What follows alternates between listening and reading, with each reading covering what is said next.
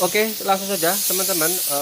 Di sini saya akan berbagi beberapa tips bagaimana cara menghindari popping ya, atau bintik-bintik kecil biasanya terjebak di dalam clear, atau bahkan biasanya kalau yang sudah parah itu malah sampai bintiknya itu timbul ke permukaan clear ya.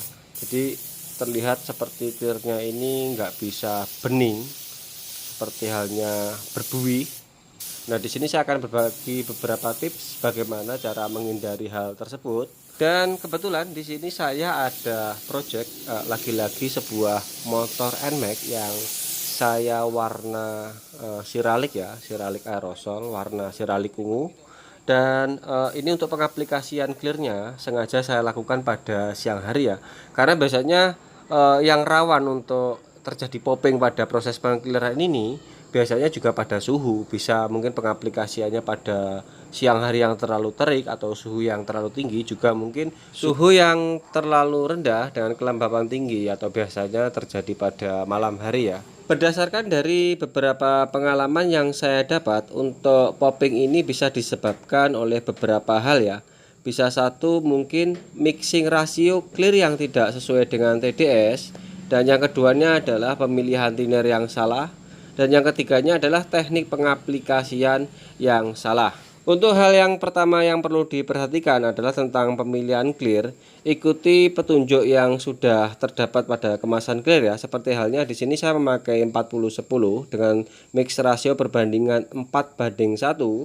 Dan thinner di sini saya memakai 15% dari mix rasio antara clear dan hardener. Sebenarnya untuk 40-10 ini dengan thinner yang kita pakai 15% ini masih tergolong kental ya, karena karakter clearnya yang kental. Cuman untuk 40-10 ini kelebihannya adalah daya kering yang cepat dan bisa untuk diajak kerja cepat ya, karena dagingnya yang langsung dapat tebal.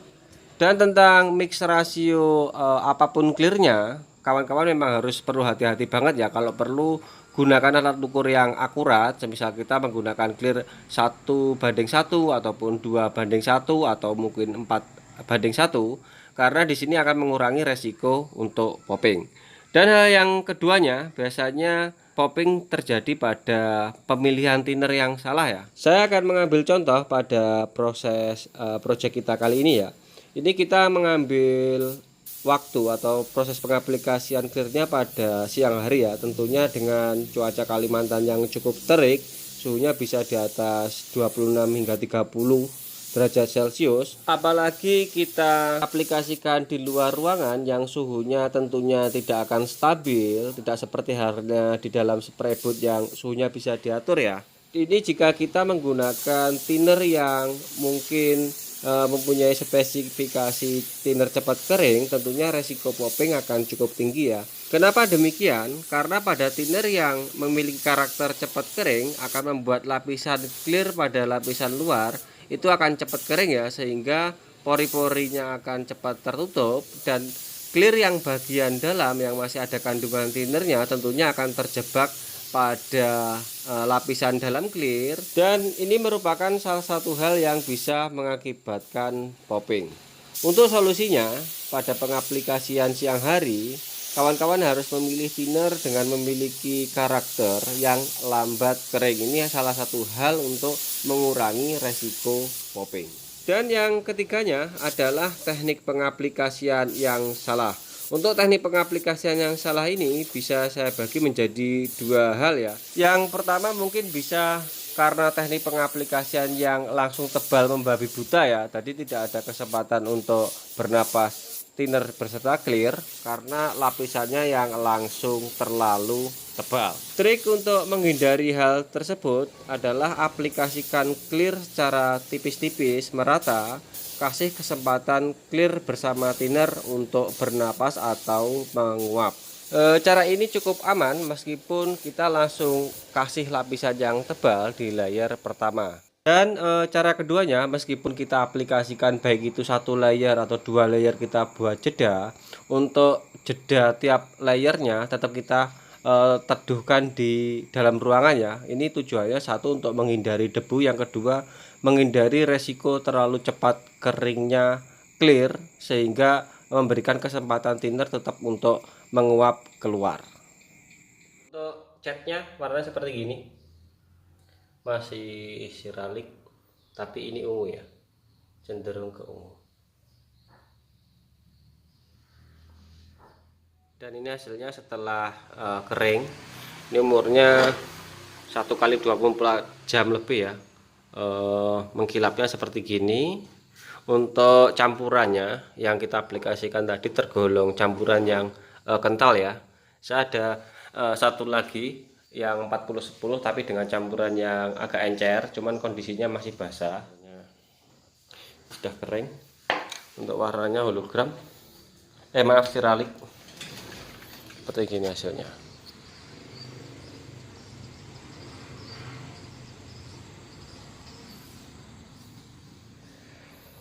Ini pada warna hitam. Kalau kental dagingnya seperti gini. Kalau kental jeruannya gini ya, rata. Tapi ada jeruan.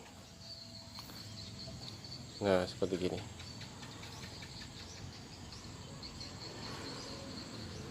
Untuk warnanya ini serialiknya, kalau kita bleed hasilnya seperti gini hasilnya.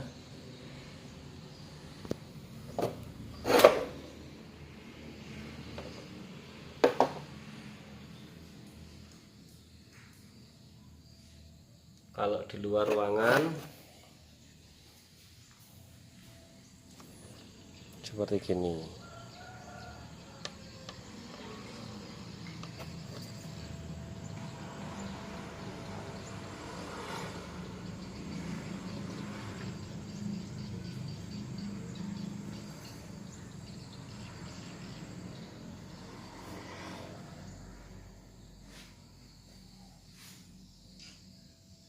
Jadi kesimpulan sederhananya untuk masalah popping ini, kita harus pinter-pinter membaca suhu ya, suhu ketika pengaplikasian clear.